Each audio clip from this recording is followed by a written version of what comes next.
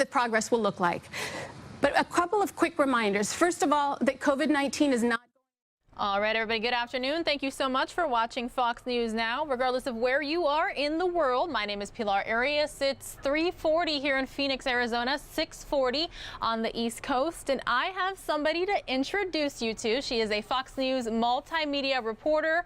This is Katie Byrne in Philadelphia. Katie, how are you?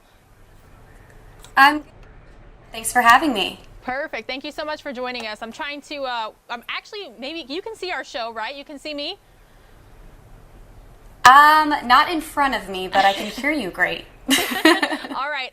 So I don't know if you have a link to our newscast nearby, but I'm going to pull up a picture of the set here so you can kind of see what we're dealing with, especially since this is your first time here on News Now. And normally I have to do a little bit of tidiness because I always have all my stuff all over this set. But this is what the News Now set looks like. We've got everything here where we have to monitor the audio and the video and everything that we play all from this one desk here. So when you think about putting together a news story as a solo reporter, well, this is what we got here for the show business. So I just kind of wanted to show it off really quick. That's incredible.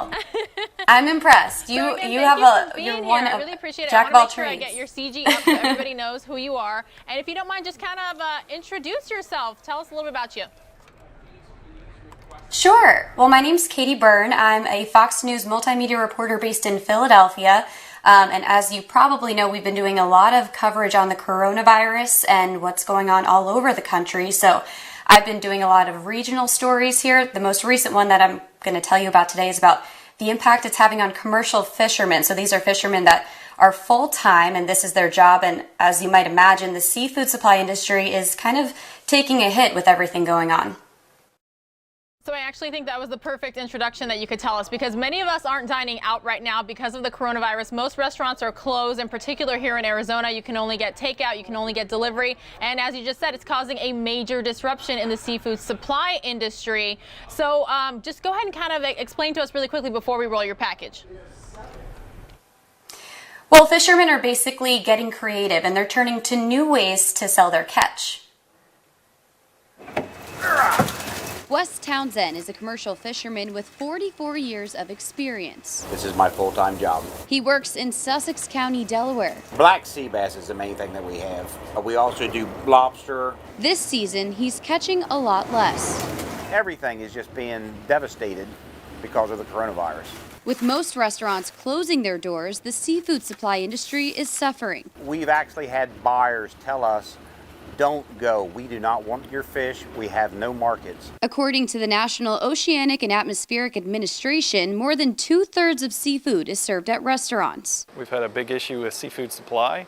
It's pretty much crashed with all the bottoming out of the restaurants. To keep the industry going, the Delaware Sea Grant is connecting commercial fishermen with locals online so they can sell some of their catch privately for the time being. Yeah, I would consider this an economic lifeline. Townsend is taking part in it while still fishing for buyers who stock fish markets.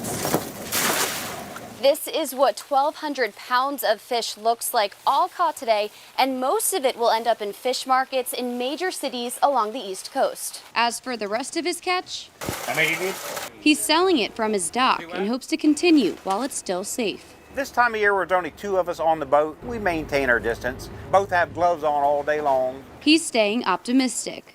It's a beautiful day. I love doing this. Wes, obviously, I mean, he's been doing it a whole lot longer. And I always see him with a smile on his face. This is just another obstacle that we have to overcome. I mean, it's going to hurt, but we'll be okay.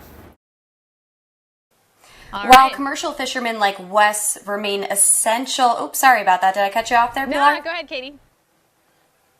Well, I was just going to say he's still considered essential, so he's able to get out on the boat there. But recreational fishing boats in Delaware are actually not, they're still docked while that stay-at-home order is in place there.